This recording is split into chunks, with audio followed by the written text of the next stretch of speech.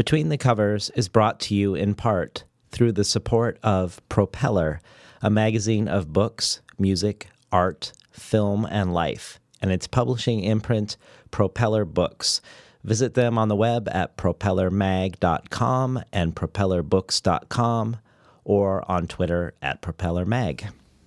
Before we begin today's program, I wanted to talk briefly about a past guest, Jesse Ball, and an offer he has made to listeners on behalf of the program.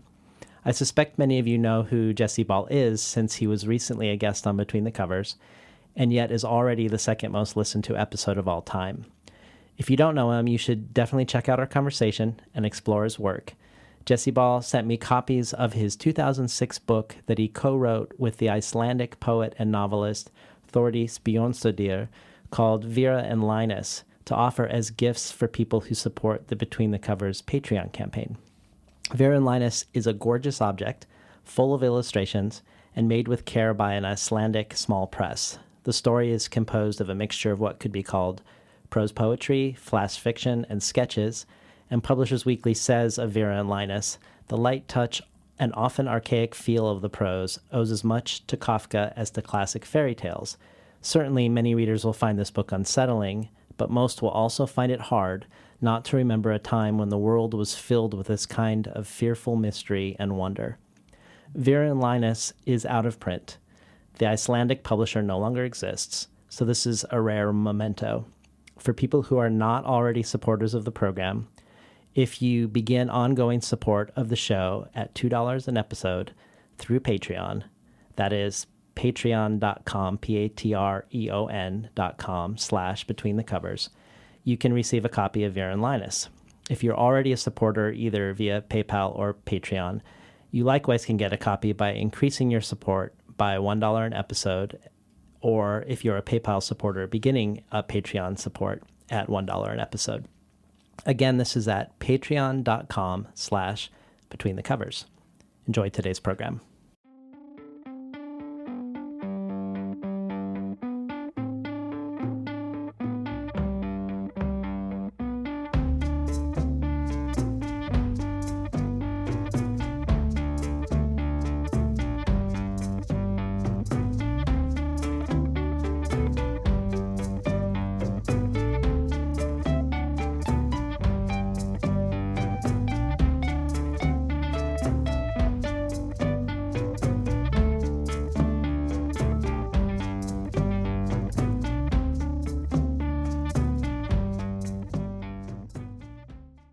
Good morning and welcome to Between the Covers. I'm David Naiman, your host. Today's guest is poet, essayist, and erasure artist Mary Ruefle. Mary Ruefle is the author of 10 books of poetry, most recently Trances of the Blast from Wave Books, and her Selected Poems, which was the winner of the William Carlos Williams Award from the Poetry Society of America.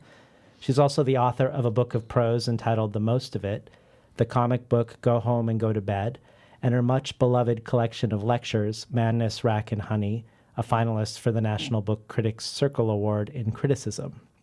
Mary Ruefle is also the creator of nearly 100 one-of-a-kind erasures of 19th century texts, some of which have been exhibited in museums and galleries, and 2 that have been reproduced and published as A Little White Shadow from Wave Books and Incarnation of the Now from C. Double Press.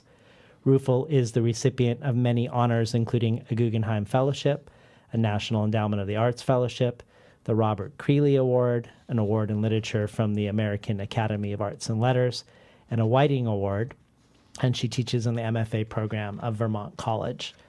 Mary Ruefle returns to Between the Covers to talk about her 2 latest books, 2 books of prose, both out in the last year, My Private Property from Wave, and On Imagination from Saraband Books' Quarternote Chapbook series.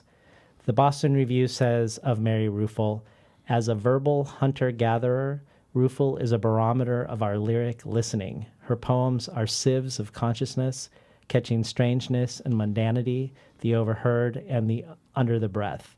Ruefle reminds us how odd, synthetic, and arduous it is, the pursuit of this transmission of verbal fact and form. If you want to know how an early 21st century lyric poem gets made and how it is tethered to the rhetorics and resources of its time and place, start here. LitHub says that Mary Ruefle is the best prose writing poet in America today. And Essay Daily adds, I might say us dreamers have gotten a hold of the essay form. I might speak about how Mary Ruefle's prose explores the varied experience of singular feeling, feelings within feelings, braiding feelings, feelings slipping into other feelings, feelings inflecting feeling, feeling chasing feeling. I might talk about how Mary Ruefle's prose makes you laugh aloud and in the same breath breaks your heart. Welcome to Between the Covers, Mary Ruefle. Thank you, David. I'm happy to be here in grumpy Portland. That's Hope right. we can put a smile on Portland's face today. I hope so, too. Gee, that stuff that you just read, other people talking about my work, I'm unfamiliar with all of that. And I didn't make it is up. so weird. Oh, that's funny. But it's so strange to hear that stuff because when I hear it, it's like they're talking about someone else, not me, you know? So that was a strange place to begin. Wow. Well, let's stay in the strange for a minute. Yeah. So I know that you're not particularly interested in how your work is classified. That's not something that is of particular concern to you. And nevertheless, My Private Property is harder to classify, or people are having a harder time classifying it than your poetry collections. People have called it short essays, brief lectures, paragraph poems, flash fiction, biographical nonfiction, lyric essay, philosophy, memoir. But the reason I bring it up is around this issue of compartmentalization and the desire to classify in relationship to this book, because one of the themes that it seems like you explore in My Private Property is that of growing older. And in your description of growing older, you portray life as becoming less compartmentalized. And I was wondering if you could talk a little... Oh, that is true. That is true. Yeah. I mean, I feel that in my own life. I'm not sure I feel that in my writing, but then again, you just made a connection that I've never seen before because I don't think about my writing. I just write it. Yeah. But that is true. Okay, when I look at this book, My Private Property, I see that everything has a right flush margin. So to my mind, which is I have a very simple mind, it's all prose. That's what it's doing together because it's not lineated. But within that, I see prose poems. The color pieces are clearly prose poems. I see essays. Pause is an essay. And the longest piece in the book, the title piece, My Private Property, is obviously an essay. You know, they're nonfiction essays. And then you have pieces that are like short stories. And my example would be The Gift, very clearly a kind of a story. I'm trying to think. And another example of a story might be The Woman Who Couldn't Describe a Thing If She Could. It might be observations on the ground would be an essay. But I can go through and I can say, to me, I don't care, essay, story, prose poem, essay, story, prose poem. But so I see those three things. But if we were to step back from the book and look more at you exploring growing older and the disappearance of compartments as an experience and the sense of life being more unified. Yes. Can you speak a little bit to that phenomenon? When I was young and younger, I had what I would call a compartmentalized life. I had a job, work, whatever job I happened to have at that time. I had school, if I was in school or if I was I don't know. I had my inner life as a writer. Then I had my life with my family, playing the role of daughter. You know, there was family. Then I had intimate relationships with others. So there was the relationship world, and there was the family world, and there was the work world and the school world and the inner world and the world of writing. And then there's also the public world of writing, you know, poets call it po-biz, you know, and then there's that. And they were all rather compartmentalized. And I think for me as an artist, my life has not consciously, but nonetheless evolved towards, thankfully, a unification of all these different compartments so that now it all seems rather seamless and everything feeds everything else, and it's osmosis to go from one to the other. I'm not stepping out of one and into another. I'm just kind of swimming between different temperatures of water in the same lake body. And I love that, and I hope that all artists reach that point. It's sometimes difficult to maintain, but it's very hard to reach that when you're young. First of all, even if you have your own family and your parents are still living, it's like two families, and there's great freedom in the death of your biological family. I know how grim this sounds, but I'm just putting a different spin on it. And you also learn intimate relationships that, I'm a teacher. I read the poems of 20 and 30-year-old. It consumes them.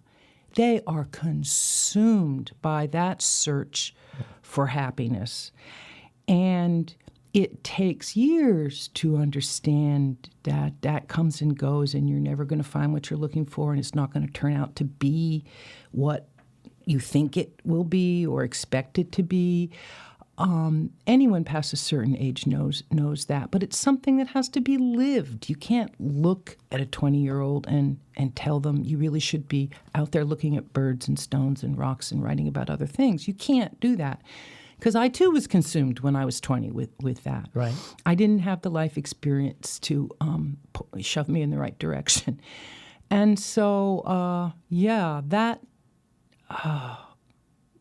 boy. So I agree with you, yeah. Well, let me ask a question around that, because this sense of unification, and then also I would say there's a sense of wonder and play that often gets evoked in your writing that I think a lot of people might attribute to childhood, like the sense of play, the sense of unification, the sense of being in the present moment. But I feel like what you're describing is something really different. It doesn't feel to me like it's a return to like a childhood experience. But what do you think about that? No, but a very young child, until you get to school, your life is not compartmentalized. It really isn't. It's not. But as soon as you go to school, you then have your school life and your home life, because your parents are not there with you in kindergarten or first grade. And you suddenly, your interaction with your peers and your teachers, already, there's the beginning of two worlds. So I would say up until first grade, a child has a seamless unity of existence. And I am, it's obviously, it's different for me now, but I try to maintain, that's the wrong word. I don't try to maintain. I'm basically, there is a 7-year-old girl inside of me, and wonderful things can come of that, and also extremely immature, negative things. But I love to play. I know how to play. I still play. It's not something I gave up. There's a wonderful anecdote. I think I tell this anecdote in On Imagination, where there's a little girl whose daddy teaches art or painting at a college, and she says, "What do you do all day?" And he thinks about it, and he says, "I teach people how to draw." And she says, "People forget how to draw?" Right. And lately I actually heard another story where a little girl had a father who was a psychotherapist, and said, "What is it you do all day?" And he thought about the best way to tell this to a child, and he said, "I teach people how to wonder." And her response could well be, "People forget how to wonder?" Right. So, those are great. Yeah.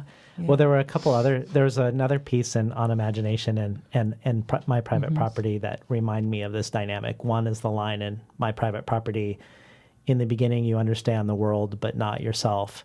And when you finally understand yourself, you no longer understand the world. Yeah, that's in the opening piece, a little golf pencil. Yeah. And then on imagination, there's sort of maybe a kindred sentiment. You talk about when you were younger that you were interested in many of the same things as your students. Mm-hmm. But as you aged, you now aren't interested in most of the things they are. Oh, that's a problem for every aging teacher. But but you actually had a friend point out something that was maybe complicating this, which I thought was really fascinating. She said that other people have never been interested in the things that interest you. Mm-hmm. But when you were younger, you didn't understand that they weren't interested in the same things. But as you got older, you didn't become more isolated. You just became wiser about the isolation you always had. That is a true remark by a very dear old friend of mine, and it struck me when she said those words to me, because I immediately intuited how true they were. I'll just speak about poetry in ways that poets aren't supposed to talk about it. But the truth of the matter is, when I was young, it never occurred to me that the world was not interested in poetry. I mean, I just thought it was the most important thing in the world, which is a good way to get into it and a good way to be in it for a while. But the older I get, the more I am aware of it as nobody reads poetry. And you can point to the academic programs, you can point to summer conferences, you can point to readings, you can point to publications and presses, and I get that. But that is a self-created and sustaining audience. Nobody actually reads poetry in this country. I'm speaking about the United States of America in 2017. And the more that dawns on you, I can't believe I'm admitting this, but there are mornings when I say to myself, what was I thinking? Why didn't someone sit down, look me in the eye when I was 22-year-old and say, you're out of your mind. Whatever you do, don't become a poet. My father tried to tell me that, but I was never going to listen to him. And now I feel I should have listened to all these people. And now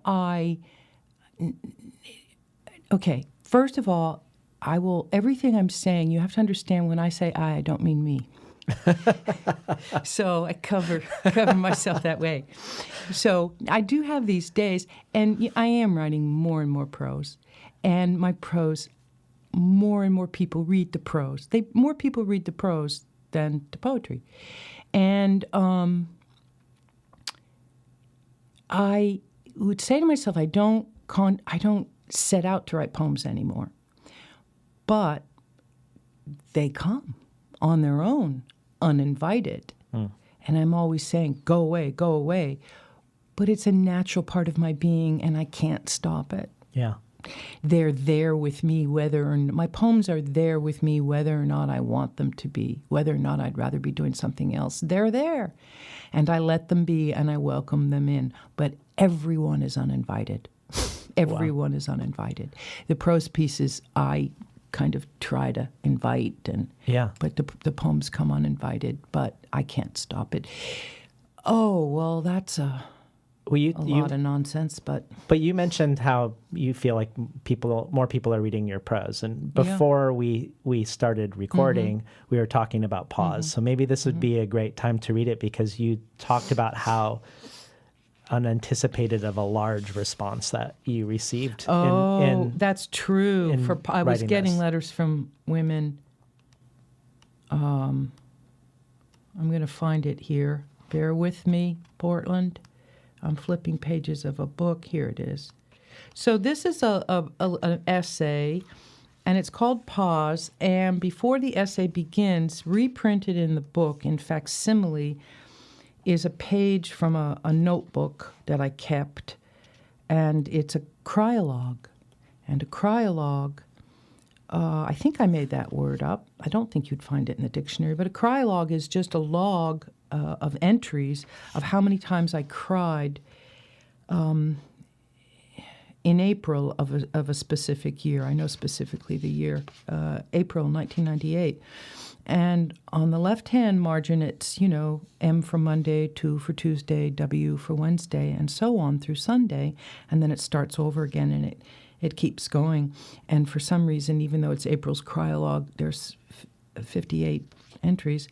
And then next to the day, it's C for cry times 3. No NC, no cry. C times 3, C times 3, C times 1, C times 2, C times 2, C times, and it goes on like that. I think the highest number is 4, crying 4 times.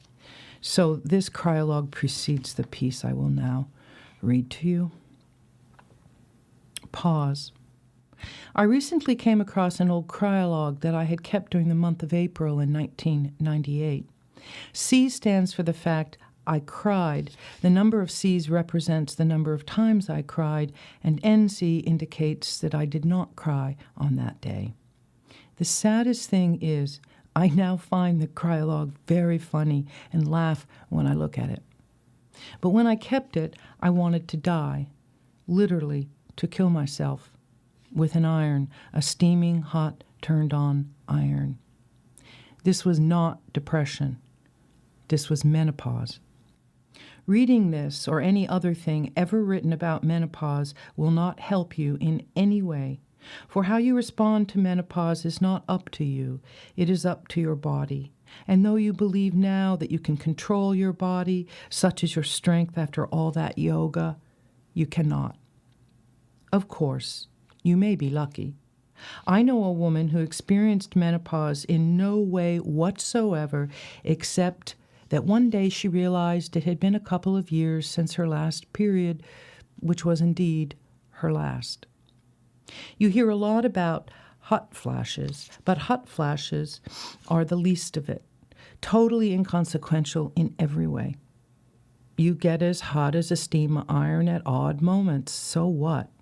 The media would have you believe that hot flashes are the single most significant symptom toward which you should direct your attention and their products. But when I think of menopause, I don't think of hot flashes. I am not here to talk about hot flashes, except to tell you that they do not cease even after you have completely gone through menopause. They become a part of your life the way your periods were. They are periodic, and after a while you stop talking about them. No, I am here to tell you that one woman, a woman who is the most undepressed, optimistic, upbeat person I know, awoke one morning and walked straight into her kitchen and grabbed a butcher's knife, she is a world-class cook, with the intent of driving it through her heart. That was menopause. If you take the time to peruse the annals of any 19th century asylum, as I have, you will discover that the cause of admittance for all women over 40 is listed as cessation of menses. Sometimes I saw the words change of life, which sounds like a euphemism, but isn't. In other words, you go crazy. When you go crazy, you don't have the slightest inclination to read anything Foucault ever wrote about culture and madness. It may be that you recall your 13th year on Earth. Menopause is adolescence all over again, only you are an adult and have to go out into the world every day in ways you did not have to when you were in school, where you were surrounded by other adolescents, safe or relatively so in the asylum of junior high. You are a 13-year-old with the experience and daily life of a 45-year-old. You have on some days the desire to fuck a tree or a dog, whichever is closest. You have the desire to leave your husband or lover or partner, whatever. No matter how stable or loving the arrangement, you want out. You may decide to take up an insane and hopeless cause. You may decide to walk to Canada, or that it is high time you begin to collect old blue china, 3,000 pieces of which will leave you bankrupt. Suddenly, the solution to all problems lies in selling your grandmother's gold watch or drinking your body weight in cider vinegar. A kind of wild forest blood runs in your veins. This and other behaviors will horrify you.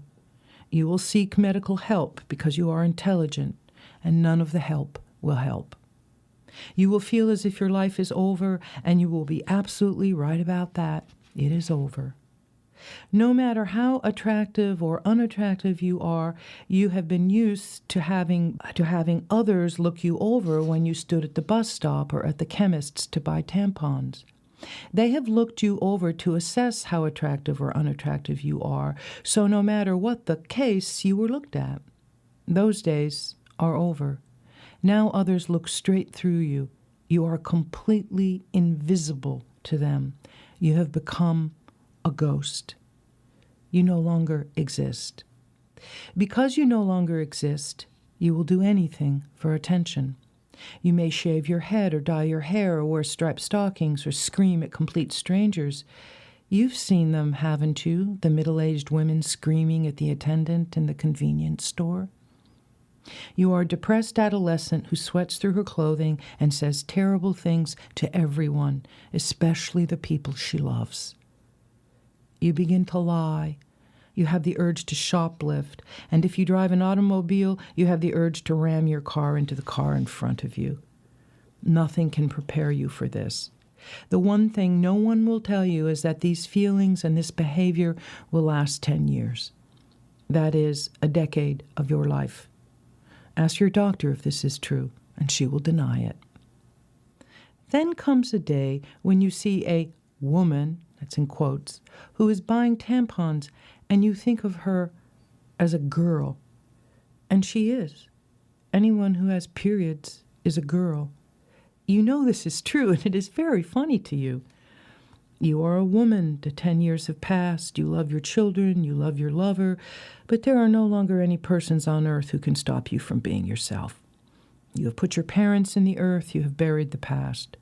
Of course, in the meantime, you have destroyed your life, and it has to be completely remade, and there is a great deal of grief and regret and nostalgia and all of that. But even so, you are free to sit on the bank and throw stones and feel thankful for the few years or one or two decades left to you in which you can be yourself.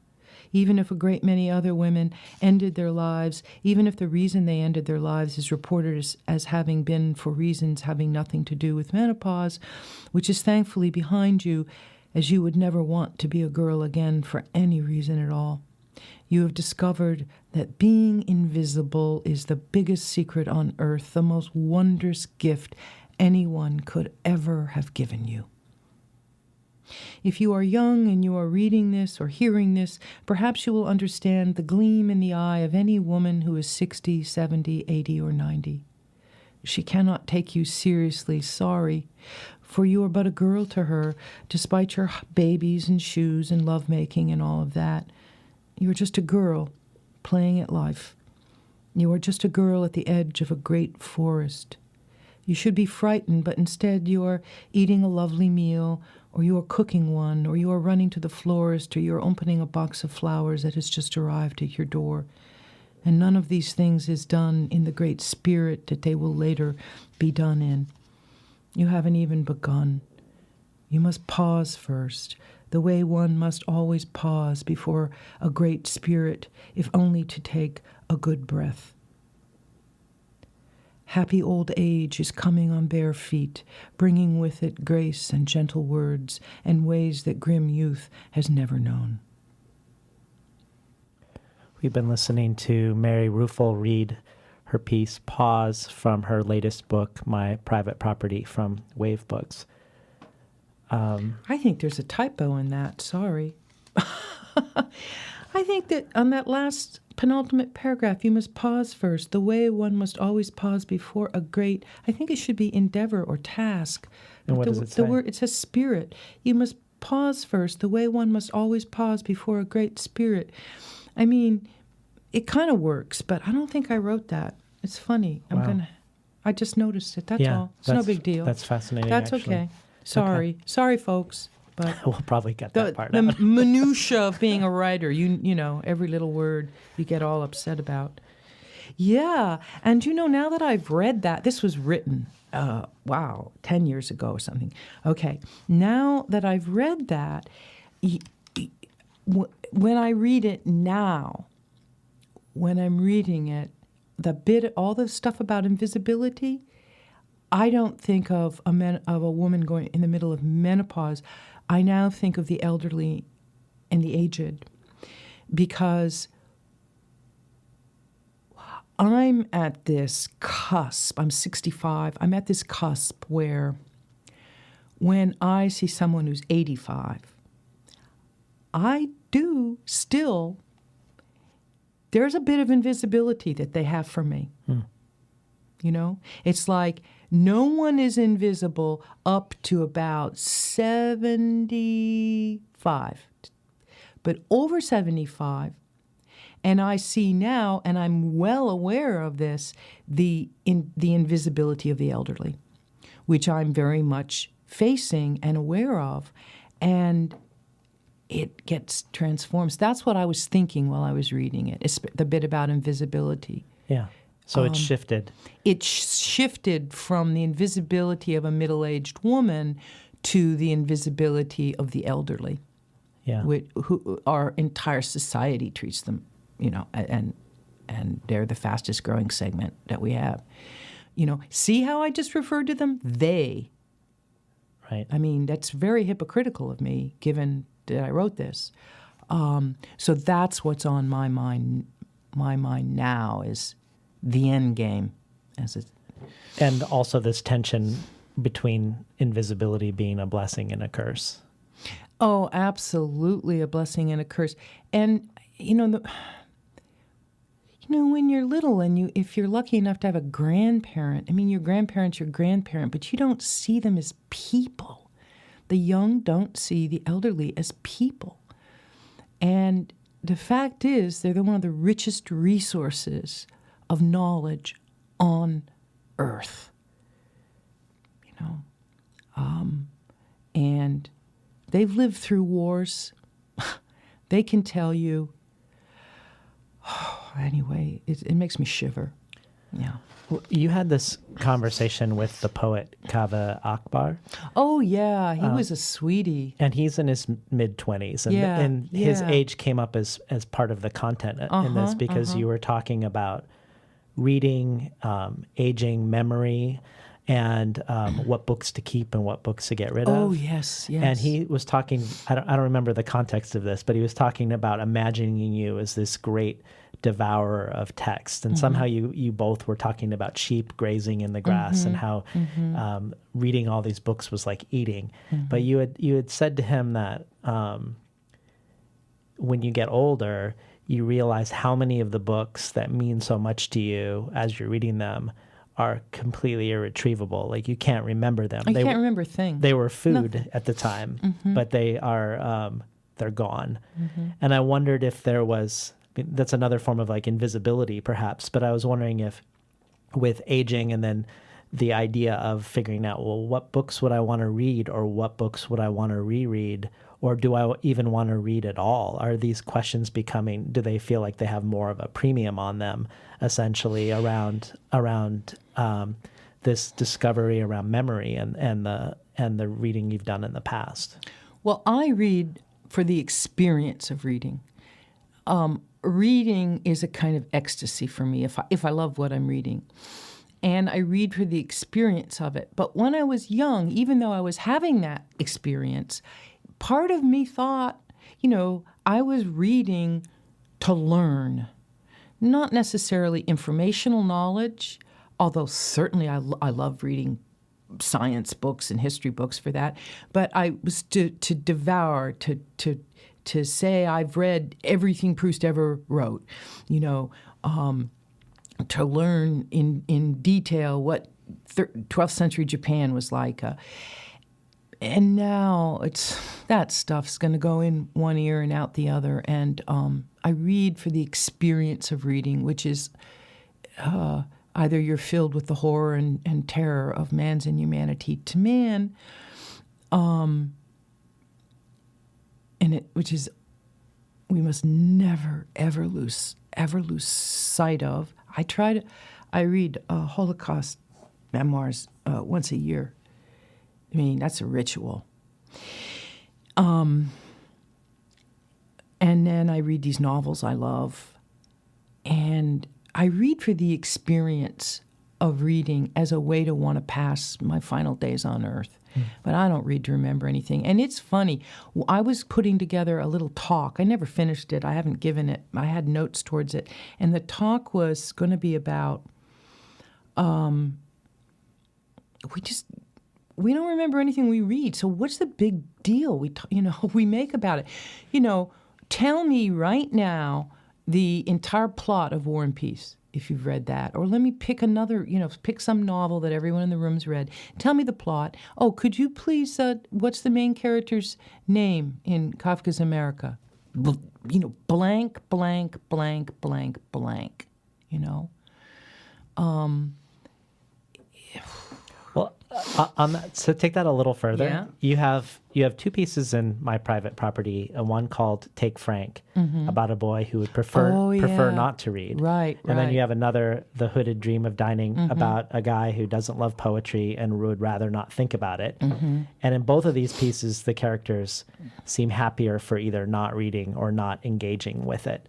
And they remind me of a piece that you have in your prose book, the most of it, called The Illiterates, where you wonder who has the greatest pleasure, the literate or the illiterate. Yeah. So all three are playing with this tension between living and the representation of living, or maybe even around the pleasures of reading versus not reading. But I was wondering what compels you to create these characters that refuse the word. Well, thinking about it, a part of me believes that the great answer to so many problems in this world is education, and it's the single most important thing, is to educate people honestly and fairly about the history of this planet, both the natural planet and our species on it, and education, which is ever widening the circle of brotherly love. But then there's another part of my mind which is like reading. Oh, we get so proud of all we've read, and literary types were this little niche. And the truth is, being out in the middle of nature and feeling the wind through your hair, isn't that what it's all about? Everybody can experience that. What's with all this reading? I have very close friends who are not readers, and sometimes I think they inhabit this planet more fully and really and completely than I do. And we talk about, I have other friends who anyway, it's complicated. This art business is complicated. Well, okay, so when I was thinking about this question in relationship to your work, it made me think about something that the poet Jory Graham said, and I was just curious about your thoughts about it. I'm not suggesting you share this sentiment or not. Oh, she's so smart. I want to hear it. Yeah. But in relationship to living, the question of language and being present to the moment. So she says, how does one separate the acts of human will from those very acts of observation the poems undertake? There's moral entanglement there. Is there a way of taking in the world that is not manipulative? All of that containing an attempted carrying seems like a salvational gesture, but what if it's too late? What if the only thing left for us to do is to lift our hands off altogether, rather than even trying to use hands with goodwill? I'm not really sure. It's a hard place to write past, if you understand what I mean. Writing is a hands-on operation. Writing, thinking, feeling, all hands-on. How do you write to do less damage? How do you write to let the world get away from us?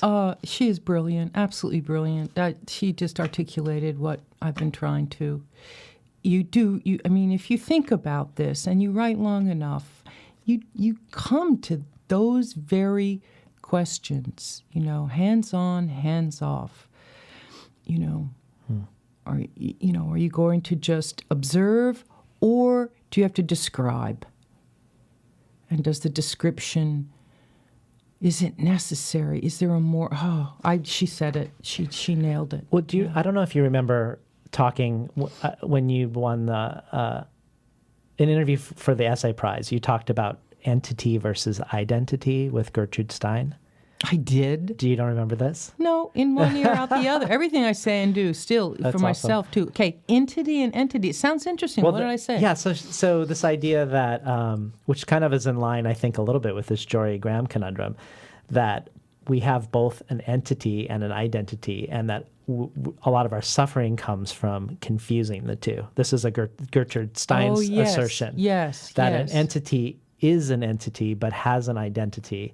Mm-hmm. But the identity is bestowed upon us. It's given to us socially. But that language is in this weird confusion also, not just people, because language gives us a sense of self, but also gives us a sense of identification. So when we're given a name as a kid, something is diminished in that also. And we're all, as writers, trying to reach entity. We're trying to create or recreate entity on the page or reach it. And what do we end up doing? We end up creating identity as a writer, a style, a sound. Yeah. And, entity is what it's all about. I mean, entity is standing out there in the field and the wind. And it's identity and the ideas of identity that cause all our problems with the insane stuff that still goes on between races and cultures. That's all identity. Sexual, all the politics is tied to identity. None of it's tied to entity. We're all living beings who will die.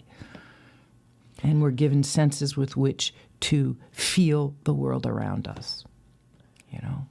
How about we do The Hooded Dream of Dining? Oh, that would be nice. As a next one. That would be nice. The Hooded Dream of Dining. Alice loved poetry. John loved poetry. Mary and Michael and Susan loved poetry. They went to a restaurant to sit together at a table and talk about the thing they loved. In walked David, who did not love poetry. He sat by himself at a small circular table where he could hear other people talking but not what they were saying, and after he ordered, he sat dreaming of mountaintops, of standing on a mountaintop looking down on the valley below, of watching a river snaking in the distance, of the wind in his hair. Still, being in a restaurant dreaming of mountaintops, he might as well have been fishing for pine needles. So David thought about his wife, who did not love poetry and did not love mountaintops, but loved red thread, which she collected for no reason and to no purpose. David thought of the time he stole a few strands from her desk and threw them in a stew he was making to surprise her, but when he ladled the stew into her bowl and watched her eat it, it was apparent she didn't even notice. Still, a few hours later, she seemed inexplicably happy, so he closed his eyes and thought of that. I've been listening to Mary Ruefle read from her latest book, My Private Property, from Wave Books. So last time when you were here giving a talk for Tin House in Portland State, you talked about your love of narrative addiction and your love of Knausgaard's My Struggle that you were deeply in at the time. And you just mentioned earlier in this conversation that you're moving more towards prose. You're inviting prose into your life. Yes. And it made me wonder about something that you said in Madness, Rack, and Honey about making a poem. And I wondered how much of this is entirely different from or similar to what you're doing when you do an essay or a short story. But you talked about how when you write a poem, the lines aren't speaking to the reader. They're speaking to each other, that you're essentially creating or completing a dialogue between lines on the page, that there isn't really a sense of an audience. Right. And I wondered if that was also true with when you switch to essay, or whether audience becomes a much bigger issue. It doesn't become that much. It becomes an issue. There's more of a sense of an audience in prose because it is public. It is public in ways in which we can say poetry is private. Now, obviously, you can argue with that. You can take an interior a novel entirely built over an interior monologue. You can take an oratory poem, which is addressing the public. But in general, prose is public and poetry is private. And that is a general distinction that has always haunted me. Always haunted me. Yeah. But I think when I was talking about the lines of a poem being in dialogue with each other, I was talking about structure. I was talking about architecture, and there is architecture. There's no difference in art making. There is always structure. There has to be, or nothing would exist without it. We couldn't differentiate it between whatever surrounds it. And architecturally, all artists in all mediums are up against the same thing. I might change the wording a little bit, but it's architecturally I'm always the same thing. Yeah. At the same time that you are right, there is more of an audience. You mentioned in Madness, Rack, and Honey very briefly that you were once a student of Bernard Malamud. Yeah, I was. Were you writing prose with him? Yeah. Oh, yeah. Yeah, I was. Huh. It was like short stories. Do you have any anecdotes come to mind of studying under him? The only anecdote, I have a kind anecdote about him, but the only anecdote I have is, it's not. He brought to class, I was an undergraduate, and he had a little writing workshop for people writing stories, and he brought one of his own stories to class, and we had to read it, and then he talked about it as an example of like how a story should be written.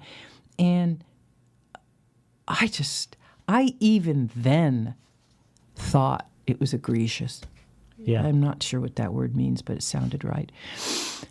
I mean, I would never do that. I suppose there are writers who do that today, and I don't want to know who they are because, I just really, really disapprove of that. Yeah, that sounds pretty awful. Pretty and awkward. He did do that. Yeah. He did do that. And it didn't sit well with me.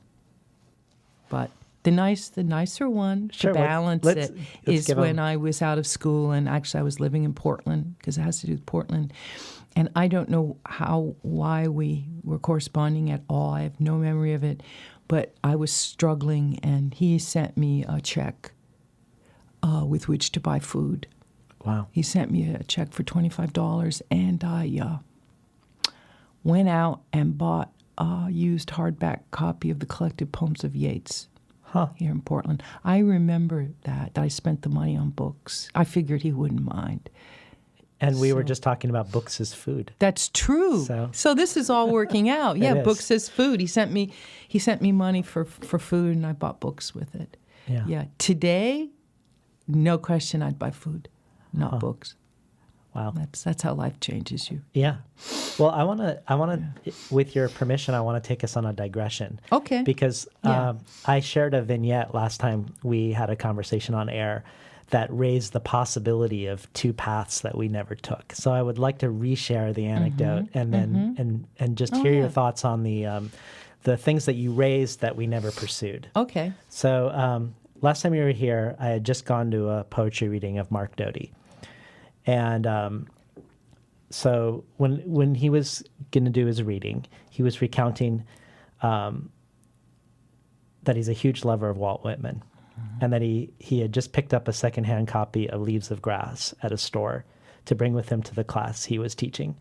And when he opened it, he discovered that a previous reader had written a lot in the margins. And at one point where Whitman asks, what is the grass? This reader wrote, probably in a snarky way, it's grass. And Doty recalls being really mad, but then with reflection realizes that this reader actually has a great faith in language, that the word grass corresponds directly and is sufficient in its description for grass itself, whereas poets, contrary to what people think, find language mysterious and struggle with it. and Whitman needs hundreds of pages to write what grass is. So when I brought this up last time, we pursued this, but you'd mentioned the Buddhist story comes to mind. The Buddhist? I want to hear that about this okay, too. But you had mentioned about your love of Walt Whitman and asked if you should talk about the Whitman sampler. Oh, yeah. And so I was curious about that. And then also your love of marginalia and your framed marginalia in your house. Oh, yeah. So, I love marginalia. Yeah. I love marginalia. Sometimes I buy books for the marginalia, or I cut marginalia out of old used books. Marginalia, and it's also silly. My own marginalia is ridiculous. If you go back and you look at textbooks, or they don't have to be textbooks that you had in college, if you still have them, and read those insane notes that you took in class about poems, and you read it, and today I just laugh and I laugh and I laugh. You know, you have a word circled, then a little line out, symbol of, or, right. Notice how, change of diction, or, and this wild taking notes. And, marginalia is very, very funny. The marginalia I have framed in my home is the last page of one of the books of the Purgatorio, Dante. And someone has written in it, I keep forgetting, this is Dante, and they've written, I keep forgetting, I keep forgetting I'm with Katie, not Susan. It's just like, that's great. And then they have underlined something in the text which actually vaguely connects to that. It's that marginalia, that you would have to write that down and remind yourself on Dante. So that is, but that's so interesting. What Mark said about grass, the word grass, and how someone wrote it's grass, and they probably were being snarky, but Mark can also interpret that in a very intelligent way. It reminds me of the Buddhist anecdote, which is told again and again and again by many, many, many people, of mountains and rivers. When I was young and I first began to study, mountains were mountains and rivers were rivers. After I had studied for some time, I came to understand that mountains were more than mountains and rivers were more than rivers. And after I had studied for a great long time, I came to see that mountains were mountains and rivers were rivers. That's wonderful. And that's, so I think Mark was thinking of that final stage where grass is grass. But there's that whole middle portion of life where, what does grass stand for, and, And what is your Whitman relationship, your relationship to Walt Whitman? Besides totally loving him, I love Walt Whitman. I had, when I was making this Whitman sampler, which I'll describe to you, in order to make it, I had to read every poem he ever wrote, like consecutively over a period. I don't know if it was 2 weeks or a month. And it was an overwhelming experience. I cannot tell you, to sit and read everything without periods of time intervening was just extraordinary. But I was making a Whitman sampler. I grew up, they still make Whitman sampler. It's a yellow box of candy, and you buy it in drugstores. Is this not ringing a bell? No. Oh, boy. Okay. Well, I grew up, and Whitman sampler, and I know they still sell them. It's a cardboard box of candy, and you lift the lid, and there's different chocolates in small brown fluted paper shells beneath them, and then there's a guide printed so you know what you're getting, and it says Whitman sampler, and it's an American confectionery staple. It was a staple. My mother bought one box a year for herself at holidays. And it's not very good, but they still sell it. So I guess the conceit's kind of lost if you don't know what a Whitman sampler is, but I have a beautiful, beautiful wooden box. It's about an inch high and 12 inches long. And it belonged to someone who worked in a laboratory, so there are slots for wooden slots for glass slides, the old type that you would put under the... And then when you lift the lid, it has all the numbers so that the scientists can fill in what's on slide 1, what's on slide 2. Well, I found ink that didn't smear, and every slide I wrote a line from Whitman. And then on the inside of the lid where there's the index, I write the poem that it's from.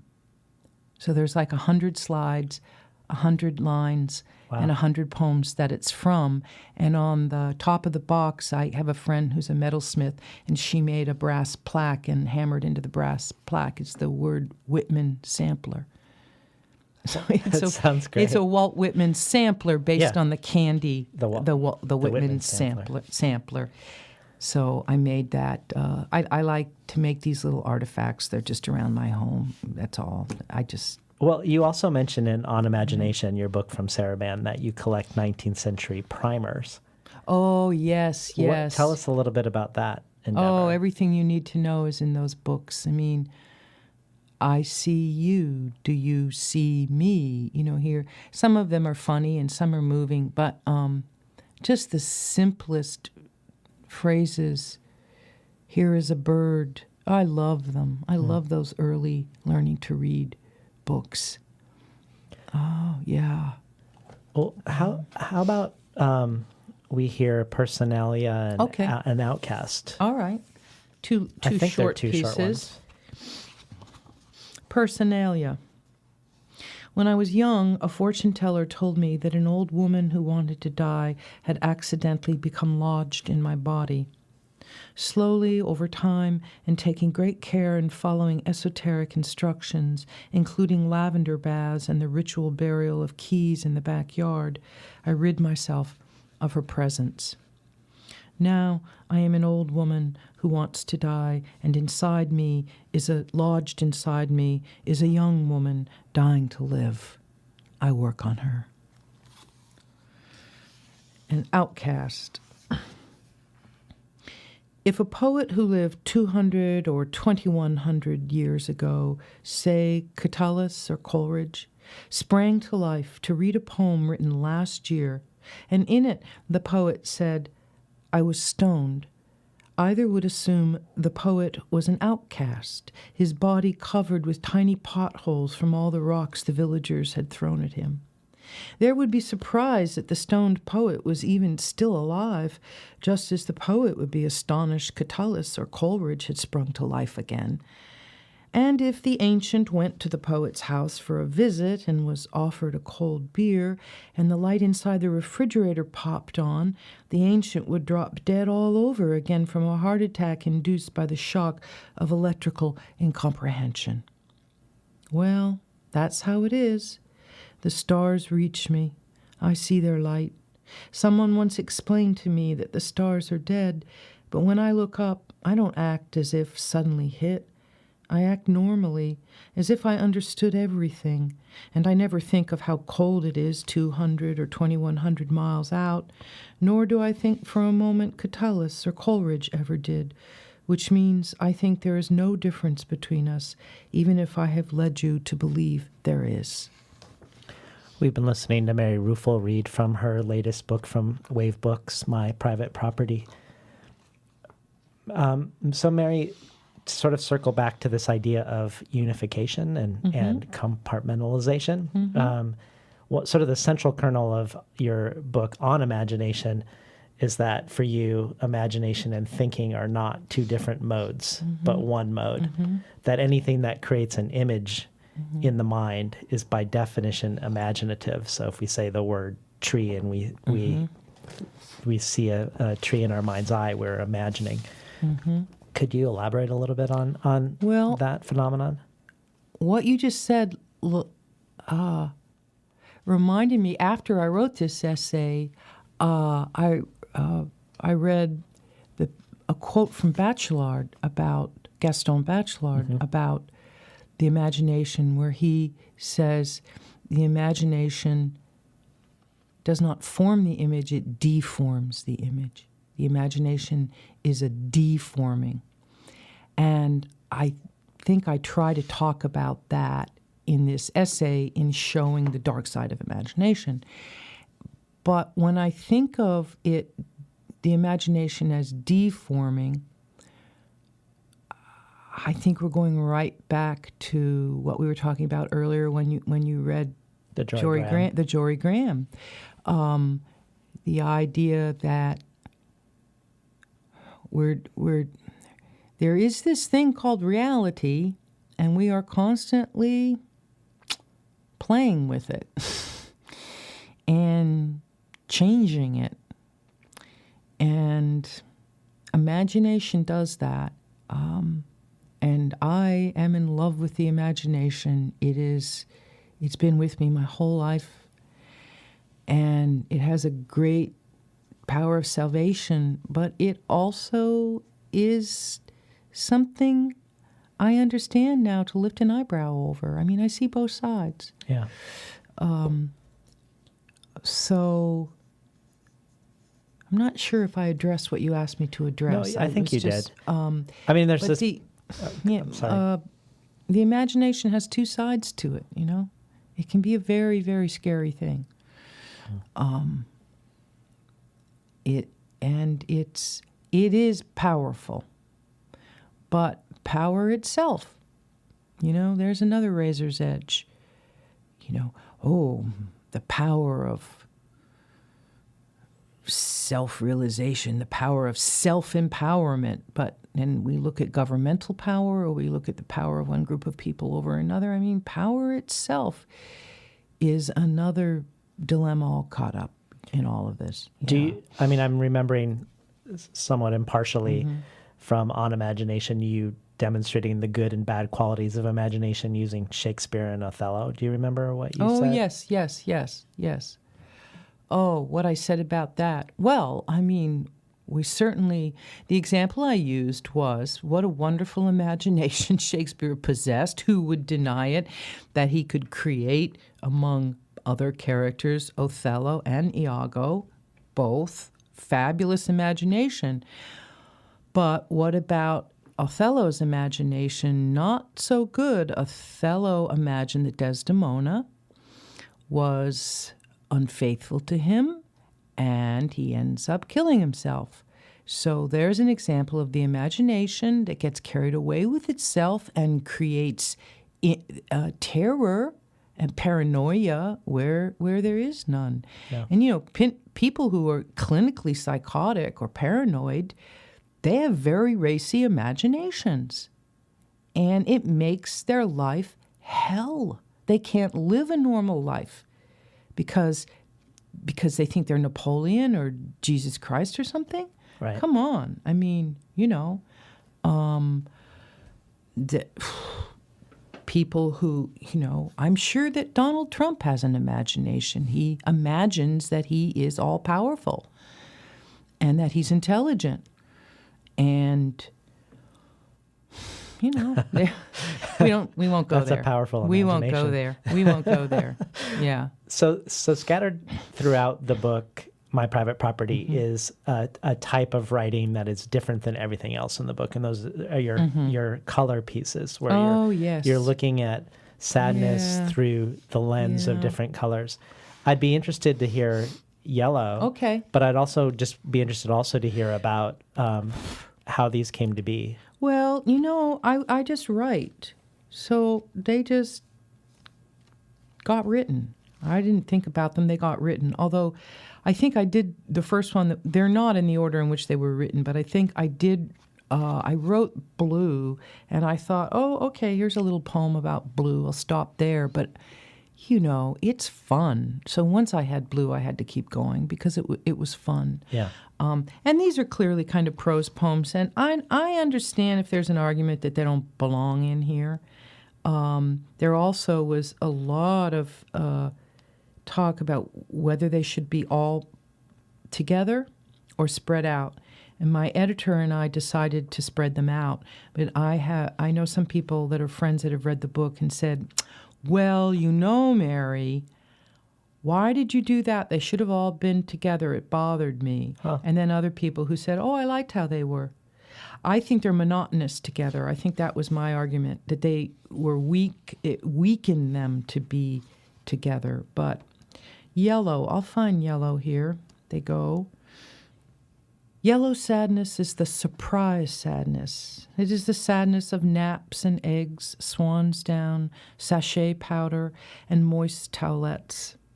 It is the citrus of sadness, and all things round and whole and dying like the sun possess this sadness, which is the sadness of the first place. It is the sadness of explosion and expansion, a blast furnace in Duluth that rises over the night skyline to fall reflected in the waters of Lake Superior. It is a superior joy and a superior sadness, that of revolving doors and turnstiles. It is the confusing sadness of the never-ending and the evanescent. It is the sadness of the jester in every pack of cards, the sadness of a poet pointing to a flower and saying, "What is that?" when what that is a violet.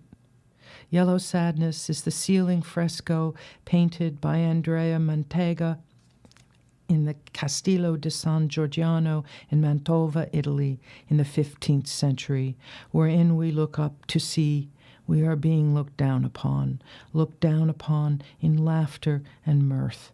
It is the sadness of that. Well, it's... I mispronounced the Italian. Oh, well. We'll forgive you. Yeah. Well, it seems to me like one of the keys of the book, not just the color pieces, but the book, perhaps the book as a whole, is something that we don't discover until the end. And that's this very small, unobtrusive author's note that sits quietly below the acknowledgments. And it says, in each of the color pieces, if you substitute the word happiness for the word sadness, nothing changes. And it made me think that I think that you could say that's true about the whole collection. I know Ben Ratliff in his New York Times review, he suggests that if you don't read this book carefully and to the last word, you could underestimate it, take some of these pieces as jokes or only as jokes. And it feels like there's something about this, almost like a tension that is in this collection between happiness and sadness, like that they're on a knife's edge together. Yeah, as they are, as they always are. Yeah, I like that little author's note. Well, what can we expect from you next? Well, I suppose a book of poems in the next couple of years, because I'm basically collecting the uninvited ones. Yes, that could be a good title. I have the uninvited ones. Uninvited ones. I have enough uninvited ones to make a book. Yeah. They're all uninvited, but it's numerically there. And then I'm working on. Well, again, it has to do with age. I'm just doing what I want to and what I feel like doing, and not big projects. But I'm working on a book of fragments. It's I can describe it as a fake journal. I don't have time in life to keep a real journal, so I decided to keep a fake one. It will be anecdotes, aphorisms, fragments, haiku. It'll be just a real kind of pillow book. I'm working on a pillow book. Mm-hmm. And I'm not rushing it or anything. And it will have hopefully a lot to do with bells. Bells? Bells. I think the theme is bells. Huh. But there's getting to be so much on bells that I might extract all the bell stuff and write a bell essay. You never know. I thought that the bell would be the motif in this book, which is way, way out in the future. But there's just so much that I might end up pulling it, writing an essay on bells. On bells, yeah. Well, if you're willing, maybe we can finish today with a reading of Lucky. Oh, Lucky. Okay, yeah. Lucky. I thought you were going to say, like, The Bells by Edgar Allan Poe. We could end and there. I'm reading all these Bell poems, If you which want to read that one. are so unpopular and considered in such poor taste, and I just love them. Tintinnabulation. Yes, that word. I like to write about that word, and yeah, bells are amazing. Lucky. While I was sleeping, God broke into my heart and nailed up pictures of himself in different clothes. He asked me which one I liked the best, but it was apparent I was to like them all. I didn't like any of them, but there was one, a white robe with a floating blue halo above the neckline where his face should be, and I thought to that picture I could at least express my fear, so I said I liked it. Immediately he said I had no taste. I thought I would wake then and there with a bad taste in my mouth and choose for the day brightly colored clothing of the kind I would never wear, but it didn't happen. I slept dreamless as a baby, and when I awoke, I was naked as a baby, and alone, and afraid. It was so great having you back on the show, Mary. Oh, thank you so much, David, for having me. I love being here. It's a great show, and it's a great city. And I think that the city's probably less grumpy. Are you less grumpy, Portland? Come on, admit it. Just a little bit. We've been listening to Mary Ruefle read and talk about her latest two books, On Imagination from Saraband and My Private Property from Wave Books. You've been listening to Between the Covers. I'm David Naiman, your host.